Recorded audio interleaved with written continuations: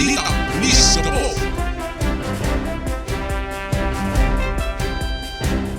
Good morning mga ka-okay! Magandang umaga po lungsod ng Olongapo. Panibagong araw para sa pagbabalita mula sa City Community Affairs and Development Unit ng Olongapo City Police Office. Kami ang inyong makakasama ngayong umaga. Ako po ang inyong Pulis Gapo, Police Staff Sergeant Maria Victoria Mamasig. At ako naman po si Pat Mary Francel Lasparin, ang Community Affairs and Development PNCO ng Police Station 6. Ngayon po ay araw ng Huwebes, July 23, 2026. Katuwang ang Subic Broadcasting Corporation at ng 97.5 DWOK, ito ang radyo ko bilang kapartner natin sa paghahatid ng mga mahalagang kaganapan at impormasyon. Welcome po sa ating programang Pinalakas Online para sa ating mga kababayang Olongapeño. Sama-sama tayo para sa Balitang Pulis Gapo. Ayan, good morning partner, no? Napakaganda ng partner ko ngayon. First time ko siyang makakasama mula sa Police Station 6, no? Kamusta naman ang iyong araw, partner? Ayos naman, partner. Hindi Kamusta tayo ka maulan, no? Oo, Okay na okay. Kailangan ko maging okay kung ganito ba naman kaganda yung kapartner ko, di ba? Batiin natin ang mga kasama natin na nagpapalakas sa ating magandang ugnayan para sa ating komunidad. Unang-una na po dyan si Ms. Ashley Ulanday na ang dietitian and nutritionist ng ACE Medical Center Bay Point for the successful conduct of Nutrition and Wellness Seminar. Tama ka dyan, partner. Malaking bagay ito para sa ating mga kapulisan, lalong-lalo na sa pagpapaunlad ng ating aspetong pangkaisipan at kalusugan, upang gampanan ang ating tungkulin na mabilis, tapat at nararamdaman. Punong-puno po tayo ng activities this month. Tunay ngang July is Police Community Relation Month. Buwan na nagpapatibay ng magandang ugnayan at pagiging matatag sa layuning magkaisa, magkapit-bisi at magsanib puwersa sa pagtulong sa ating mga kababayan. Yes, partner, as we celebrating the Police Community Relations Month o PCR Month, maraming salamat po sa patuloy niyong suporta at pakikiisa sa Olongapo City Police Office. Marami pa tayong gagawing this coming week dahil magiging busy tayo the whole month, partner. Yes, tama dyan. Dahil sa mga nakaabang nating mga activities at syempre kasama natin dyan ang ating mga partner agencies, mga supportive barangay officials, ang ating pamahalaang lungsod at advocacy support groups. Tama ka dyan, alinsunod sa Presidential Proclamation No. 764, hinihikayat ang active participation ng mamamayan ng mga programa ng crime prevention and public safety. Sa pamamagitan yan ng mga aktibidad tulad ng dialogues, outreach program, information drives na pinatibay ang tiwala at kooperasyon sa pagitan ng kapulisan at publiko. Kalaki pang temang sa Bagong Pilipinas, ugnayang pulis at mamamayan, tapat, maaasahan at nararamdaman ng bayan. Isang panawagan para sa mas matibay na ugnayan tungo sa matagalang kapayapaan, kaligtasan at nation building. Mula po sa aming programang Balitang Pulis Gapo at sa himpilan ng 97.5, isang pagpupugay sa ating mga kapulisan at sa lahat ng nagsusulong ng ugnayang pangkomunidad at umaalalay sa ating mga adhikain. Kaisang bawat Olongapeño at ang mamamayang Pilipino na itataguyod natin ang mga adhikain, makapagbigay ng impormasyon upang maging tunay na napakaganda ang ugnayan ng kapulisan, pamahalaan at mamamayan tungo sa isang ligtas na bansa. Maraming salamat po sa inyong tulong na pakikiisa para sa isang ligtas, maayos at mapayapang Olongapeño. Kami ang inyong makakasama ngayong umaga para magbigay ng mga komprehensibong detalye patungkol sa mga programs and activities na isinagawa ng inyong kapulisan dito sa loob ng lungsod ng Olongapo. Aming ihahatid ang mga kaganapan na may kaugnayan sa pagpapatupad ng ating peace and order dito sa ating lungsod sa pamamagitan niya ng ating PNP activities. At sa pagsasakatuparan ng mga hakbang at gampani na tutugon para sa ating mga kababayang Olongapeño, Katuwang ang himpilan ng 97.5 sa pagpapalakas ng ating programa para sa ating pagbibigay ng mas malawak na impormasyon. Abangan din po natin ang aming pagbibigay ng mga safety tips na naglalayong mapanatili ang kaligtasan at seguridad ng ating mga ka-OK. At sa ating pagpapatuloy ang mga kaganapan na may kaugnayan sa pagpapatupad ng ating peace and order sa ating lungsod sa pamamagitan ng ating mga PNP activities sa ilalim yan ng pamumuno ng aming City Director, Police Colonel Dionido Sinapelo Maniago Jr. At sa pagsasakatuparan ng gampani na tutugon para sa ating mga kababayang Olongapeño. Kasama ng Police Regional Office 3 sa pamumuno ng aming Regional Director, Police Brigadier General Jess Bagsik Mendez at ng aming Chief PNP, Police General Jose Melencio Corpus Nartates Jr. na may layuning mapagtibay ang magandang ugnayan sa ating komunidad kasama ang Bagong PNP para sa Bagong Pilipinas, serbisyong mabilis, tapat at nararamdaman.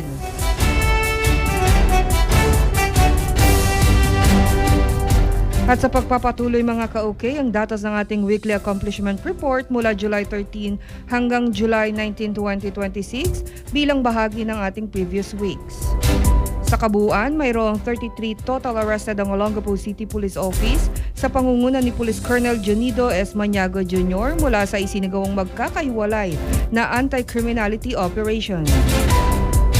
Sa campaign against illegal drugs, 16 drug personality ang naaresto ng Olongapo City Police Office mula sa matagumpay na isinagawang 14 anti-illegal drug operation at pagkakakumpiska ng 35.95 grams ng shabu na may kabuuang halaga na 244,466 pesos.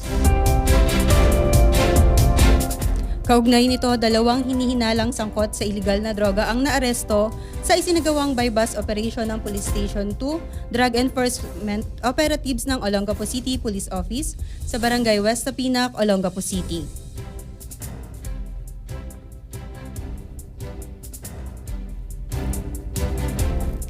Magbabalik ang Balitang Pulis Gapo matapos ang ilang paalala, manatili po tayong nakatutok sa 97.5 DWOK FM.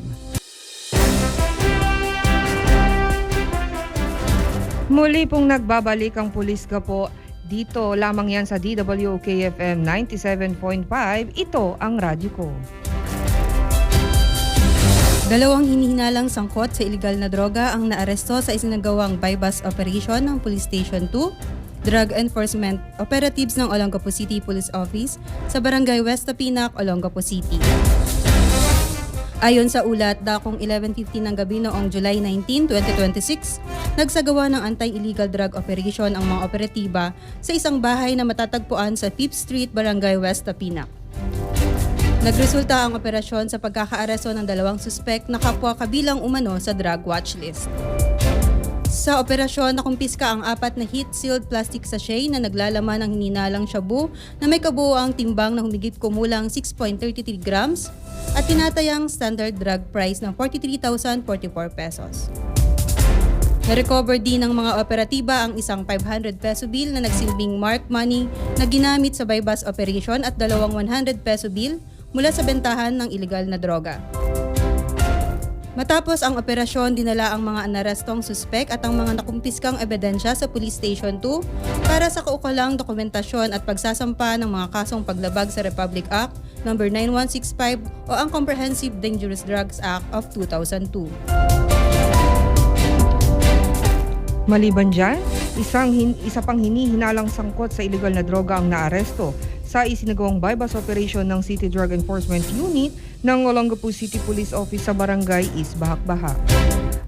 Ayon sa ulat, dakong 10:55 ng gabi noong July 18, 2026, nagsagawa ng anti-illegal drug operation ng mga operatiba sa kahabaan ng Johnson Street, Barangay East Bahak-Bahak, Olongapo City, na nagresulta sa operasyon ng pagkakaaresto ng isang 35 years old na babae, suspect at na may kabilang umano sa drug watch list.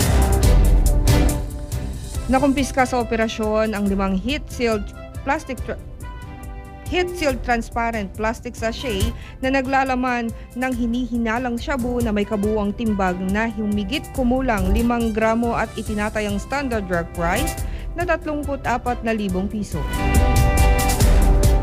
Na-recover din mula sa suspect ang 500 pisong marked money na ginamit sa isinagawang bypass operation. Matapos ang operasyon, dinala ang suspect at ang mga nakumpiskang ebidensya sa tanggapan ng City Drug Enforcement Unit para sa kaukulang dokumentasyon at pagsasampa ng kasong paglabag sa Republic Act 9165 o Comprehensive Dangerous Drug Act of 2002. Patuloy namang pinaalahanan ng Olongapo City Police Office ang publiko na makiisa sa kampanya laban sa iligal na droga sa pamamagitan ng pagbibigay ng impormasyon sa mga otoridad. Ang kooperasyon ng bawat mamamayan ay mahalaga upang mapanatiling ligtas, mapayapa at maayos ang ating komunidad. Samantala sa ating accomplishment on wanted persons, matagumpay na naaresto ng Olongapo City Police Office sa ilalim ng pamumuno ni Police Colonel Dionido Maniago Jr., City Director ang 14 na wanted person sa magkakahiwalay na operasyon na isinagawa ng Pulis Gapo sa loob ng isang linggo. Kaugnay nito, isang individual na pinaghahanap ng batas ang naaresto ng mga operatiba ng Olongapo City Police Office sa isinagawang law enforcement operation sa bayan ng Candelaria, Zambales. Base sa report dakong 7:15 ng umaga noong July 19, 2026, isinilbi ng tracker team ng Police Station 3, katuwang ang Regional Intelligence Division, Intelligence Operations Section 3 at Candelaria Municipal Police Station ang isang alias warrant of arrest laban sa akusado sa Purok 2, Barangay Wacon, Candelaria, Zambales. Ang operasyon ay sinagawa bilang bahagi ng Simultaneous Anti-Criminality Law Enforcement Operation o SACLEO. Naharap ang naarestong individual sa kasong paglabag sa Section 5 ng Republic Act 9262 o Anti-Violence Against Women and Their Children Act of 2004. Ang warrant ay inisyu ng Regional Trial Court, Branch 73, Olongapo City na may inirekomendang piyansang 24,000 pesos. Matapos basahan ng kanyang mga karapatang konstitusyonal sa wikang kanyang naunawaan, dinala agad ang akusado sa kustudiya ng Police Station 5 para sa tamang dokumentasyon bago iharap sa nag-isyong hukuman. Ayon kay Police Colonel Maniago Jr., ang magkahiwalay na operasyon ay bahagi ng pinaigting na kampanya laban sa mga wanted na individual at pagpapatunay sa patuloy na pagsisikap ng kapulisan na maihatid sa pulisya ang mga taong may kinakaharap na kaso. Para naman sa ating kampanya kontra illegal gambling, 2 individual ang naaresto ng mga tauhan ng Police Station 1 ng Olongapo City Police Office matapos maaktuhan sa umanong paglalaro ng illegal na sugar na Caracruz sa Barangay West Bahak-Bahak.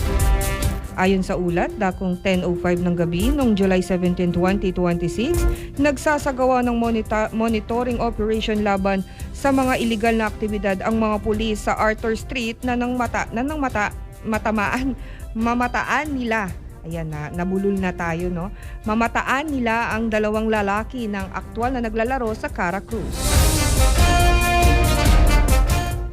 Agad na nilapitan at inaresto ang mga operatiba ang 2 suspect sa isinagawang paghahalughog sa lugar. Nakumpiska ang 3 tigi-1 pisong barya na ginamit bilang pangara at perang pinaniniwala ang pustahan na nagkakahalaga ng 250 piso. Dinala ang mga naarestong individual at ang mga nakumpiskang ebidensya sa Police Station 1 para sa kaukulang dokumentasyon at pagsasampa ng kasong paglabag sa Presidential Decree No. 1602 o batas laban sa iligal na pagsusugal. Patuloy namang pinaalalahanan ng Olongapo City Police Office ang publiko na umiwas sa anumang uri ng iligal na sugal at makiisa sa kampanya ng kapulisan laban sa mga gawaing lumalabag sa batas upang mapanatili ang kapayapaan, kaayusan sa ating komunidad. Para naman sa ating karagdagang balita, isang 15 years old na dalagita ang nasawi sa isang hinihinalang insidente ng pagkalunod na naganap sa Barangay Gordon Heights, Olongapo City. Ayon sa ulat, natagpuan ng biktima na wala ng malay sa ilog sa Block 27 Extension, Barangay Gordon Heights, dakong 7:30 ng umaga noong July 19, 2026. Agad siyang sinubukang bigyan ng paunang lunas o cardiopulmonary resuscitation o CPR, ngunit hindi na siya naisalba. Batay sa paunang investigasyon ng mga otoridad at sa pahayag ng pamilya, pinaniniwala ang nakaranas ng seizure ang biktima habang nasa tabi ng ilog, na posibleng naging sanhi ng aksidenteng pagkalunod. Wala namang nakitang anumang senyales ng foul play o pananamantala sa katawan ng biktima. Tumanggi rin ang pamilya na isailalim siya sa autopsy. Samantala, pinaabot ng Olongapo City Police Office ang taus-pusong pakikiramay sa naiwanang pamilya ng biktima. Pinaalalahanan din ng publiko na maging mapagmatsyag sa mga batang naliligo o nagtatrabaho malapit sa mga anyong tubig at tiyaking may sapat na gabay at pag-iingat lalo na sa mga individual na may kondisyon sa kalusugan na maaaring magdulot ng panganib sa kanilang kaligtasan. Samantala, isang lalaki ang sugutan matapos ang isang insidente ng pamamaril sa Barangay Old Cabalan, Olongapo City. Ayon sa ulat, naganap ang insidente dakong 3:30 ng hapon noong July 19, 2026 sa harap ng isang panaderia ng Purok 1 Mactan, Barangay Old Cabalan. Batay sa paunang investigasyon ng Police Station 4 ng Olongapo City Police Office, nakatanggap ng tawag ang mga otoridad mula sa James L. Gordon Memorial Hospital hinggil sa isang pasyenteng nagtamo ng hinihinalang tama ng bala. Sa isinagawang panayam, sinabi ng biktima na sila umano ng sospek ay nag-iinuman ng magkaroon ng mainitang pagtatalo. Sa kasagsagan ng alitan, umano'y bumunot ng improvised firearm o sumpak ang sospek at pinaputukan ng biktima na tinamaan sa kaliwang bahagi ng kaniyang tiyan. Agad isinugod ng mga kapitbahay sa ospital ang biktima upang mabigyan ng kaukulang lunas habang mabilis namang tumakas ang sospek matapos ang insidente. Patuloy ang isinagawang follow-up operation ng Police Station 4 para sa agarang pagkakaaresto ng sospek at pagsasampa ng kaukulang kaso. Muling pinapalalahanan ng Olongapo City Police Office ang publiko na iwasan ang karahasan na agad na ipagbigay alam sa mga otoridad ang anumang insidenteng maaaring magbanta sa kapayapaan at kaligtasan ng komunidad. Isang New Zealand national ang natagpuang wala ng buhay sa loob ng kanyang tahanan sa Barangay New Asinan, Olongapo City. Ayon sa ulat, dakong 6:40 ng gabi noong July 19, 2026, nakatanggap ng impormasyon ang Police Station 3 ng Olongapo City Police Office mula sa Barangay New Asinan Rescue Team hinggil sa isang lifeless body sa isang bahay sa Irving Street. Agad na rumesponde ang mga pulis at nagsagawa ng paunang investigasyon. Batay sa pahayag ng asawa ng yumaong dayuhan, matagal nang may sakit sa puso ang biktima at kumakailan ay nakararanas ng pananakit ng dibdib. Sa isinagawang pagsusuri sa lugar, walang nakitang anumang senyales ng foul play o pananamantala at kompleto rin ang mga personal na gamit ng yumao.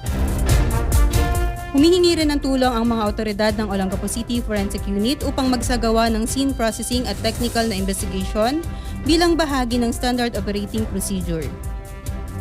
Nakikiramay naman ang Olongapo City Police Office sa naiwang pamilya ng yumao at muling pinaalahanan ang publiko na regular na magpatingin sa doktor at huwag ipagsawalang bahala ang mga sintomas ng sakit, lalo na ang pananakit ng dibdib at iba pang senyales ng seryosong karamdaman.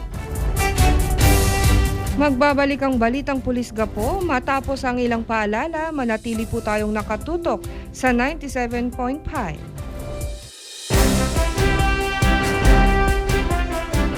Muling nagbabalik ang Balitang Pulis Gapo, dito lamang yan sa DWOK FM 97.5. Ito ang radyo ko. Bilang pagtalima sa ating karapatang pantao, minabuti po ng aming programa na gumamit ng alias sa mga pangalan ng sospek at biktima at limitado din ang pagbibigay ng detalye upang mapangalagaan ang kanilang personal na impormasyon alinsunod sa umiiral nating batas patungkol sa Data Privacy Act. Ang Olongapo City Police Office ay patuloy na nagpapaalala sa publiko na iwasan ang anumang uri ng karahasan at makisa sa ating mga programa para sa kapayapaan at kaayusan ng komunidad. At para naman sa ating isinagawang community engagement sa loob ng Olongapo City, balitang pangkomunidad, mas pinalakas pa ng Olongapo City Police Office ang ugnayan nito sa mga dayuhang residente sa lungsod sa pamamagitan ng isang consultative engagement meeting kasama ang Foreign National Keepers Network o FNKN.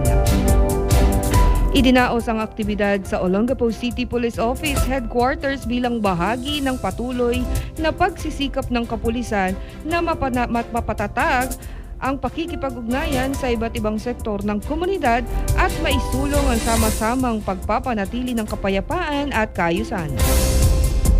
Pinangunahan ng Olongapo City Police Office City Director Police Colonel Jonido S. Maniago Jr. kasama ang command group at iba pang opisyal ang pagtanggap sa mga miyembro ng FNKN. Naging daan ang pagpupulong upang talakayin ang mga programang pangkaligtasan, crime prevention initiatives at iba pang gawaing pagpapalakas sa ugnayan ng Philippine National Police at Foreign National Community sa Olongapo City.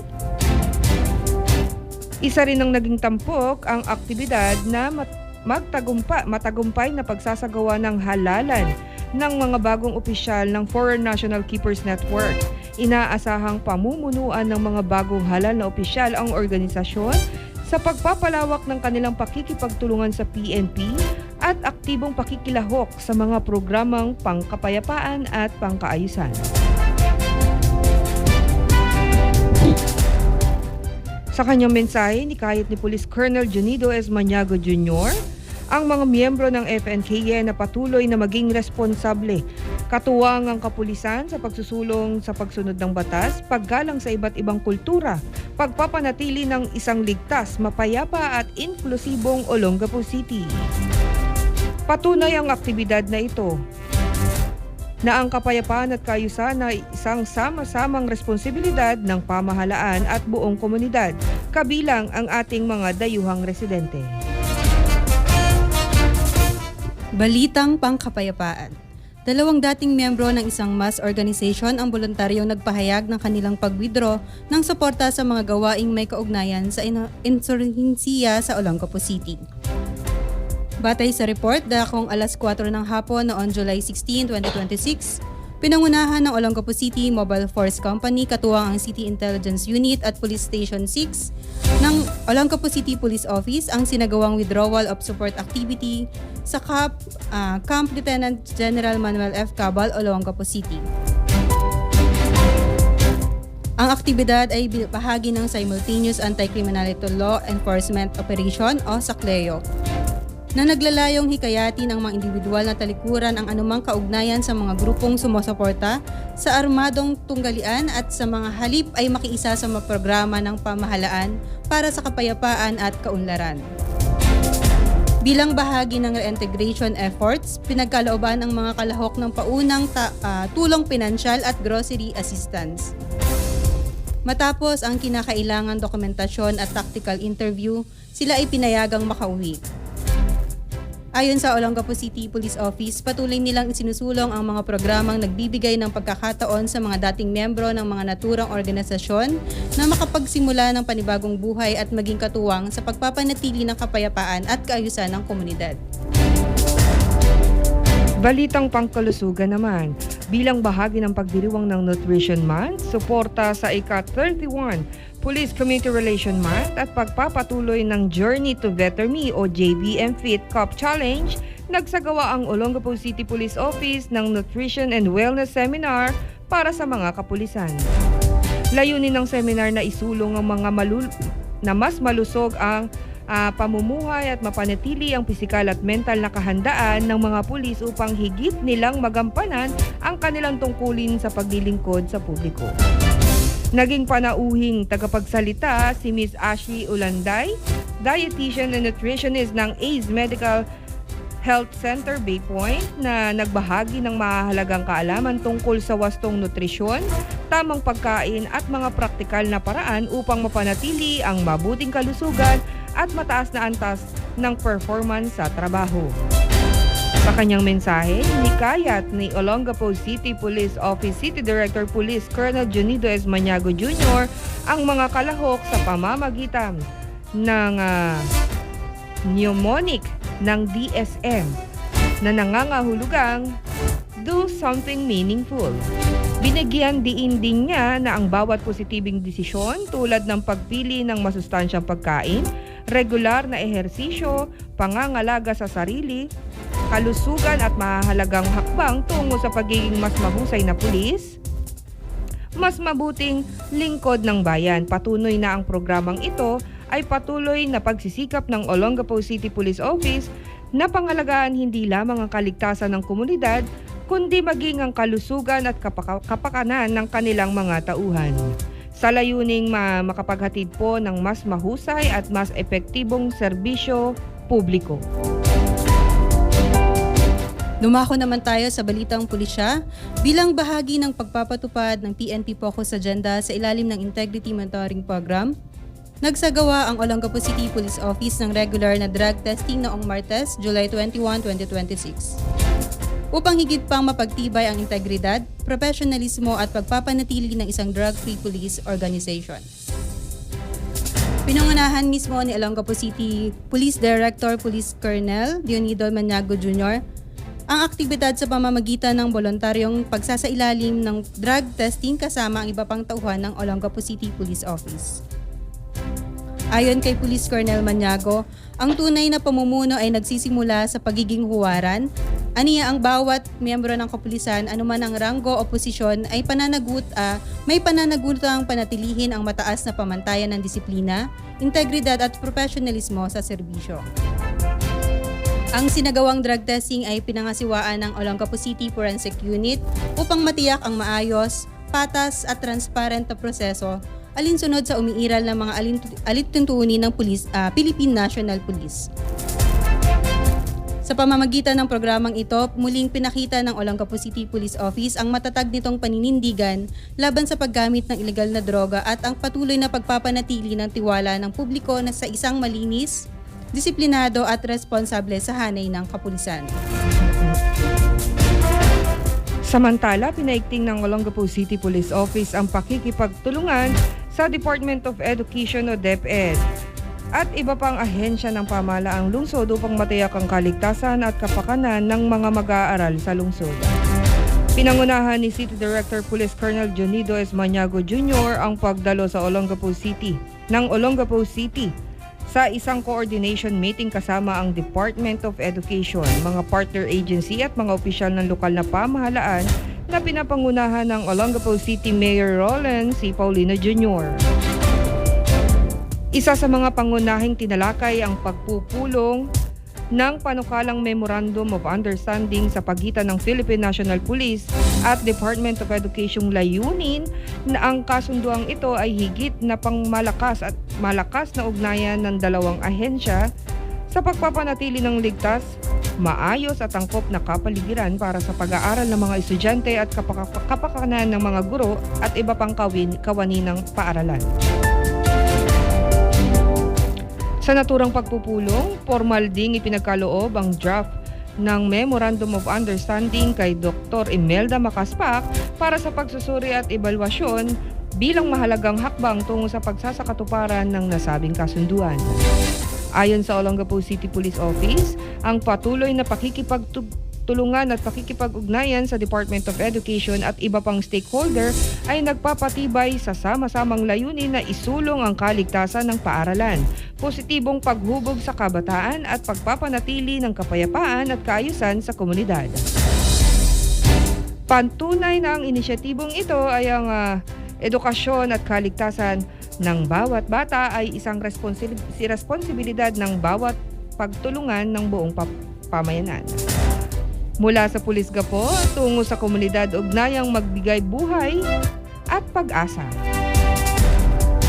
At yan po ang aming accomplishment ng Community Engagement and Intensified Information Operation para sa inyong mga ka-ukay.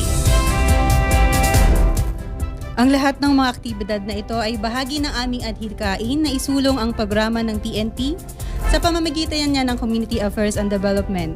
Kaya naman hinihikayat namin ang lahat na makiisa upang mas lalo natin mailapit sa ating mga kababayang Olongapeño ang serbisyo publiko ng Pulis Gapo.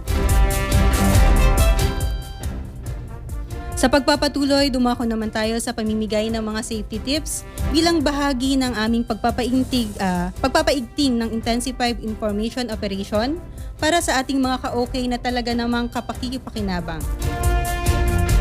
Isang ligtas at mapayapang lungsod ang layunin ng ating kapulisan.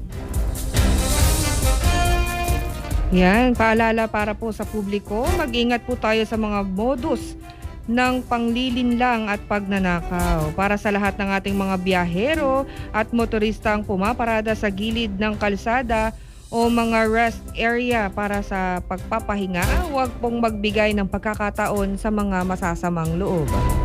Dapat po nating tandaan kung kayo ay nakasasakyan at kinakailangang huminto, magpahinga, iwasan pong pumurada sa liblib, madilim o hindi mataong lugar hanggat maaari pumili po tayo ng maliwanag, matao at ligtas na lugar kung saan po ay may mga tao at establishmento.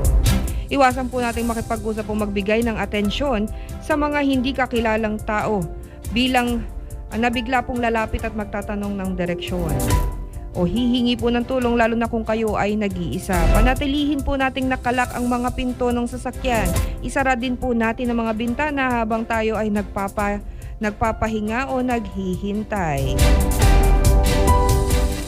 Huwag po tayo maglagay ng mga madaling makita o agaw atensyon na mga gamit katulad po ng mga bag, cellphone, pitaka at iba pang mahalagang gamit sa madali pong makuha.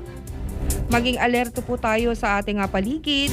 Kung may mapapansin pong kahina-hinalang kilos ng tao, agad po tayong umalis sa lugar at iulat po agad ito sa pinakamalapit na himpilan ng ating pulisya.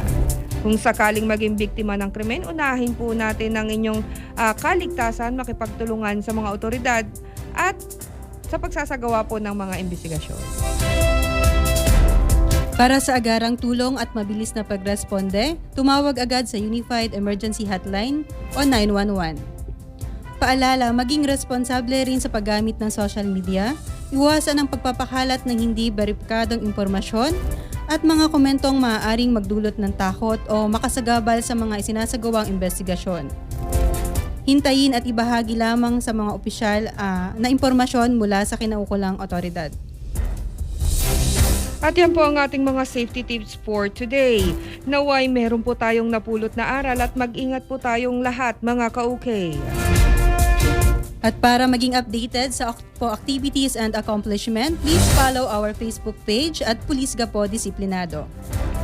At please po, give us your likes and comments and share sa aming Facebook account at Olongapo City Police. Diyan nyo po makikita ang aming mga conducted activities and accomplishments. Also, please follow our YouTube channel at Olongapo City Police Office at syempre kung saan po kayo nakikinig ngayon sa 97.5 DWOK FM.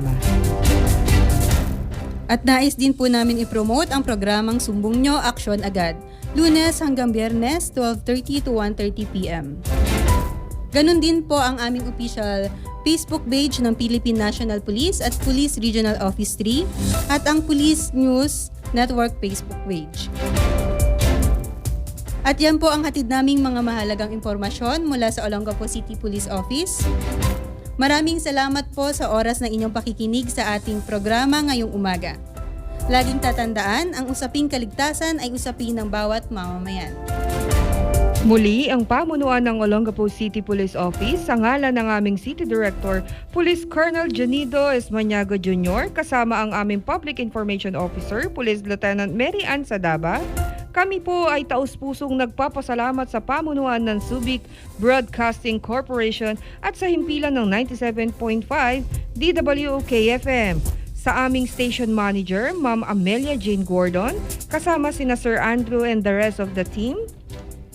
Thank you for giving us a valuable opportunity to amplify our Police Gapo accomplishment reports and activities.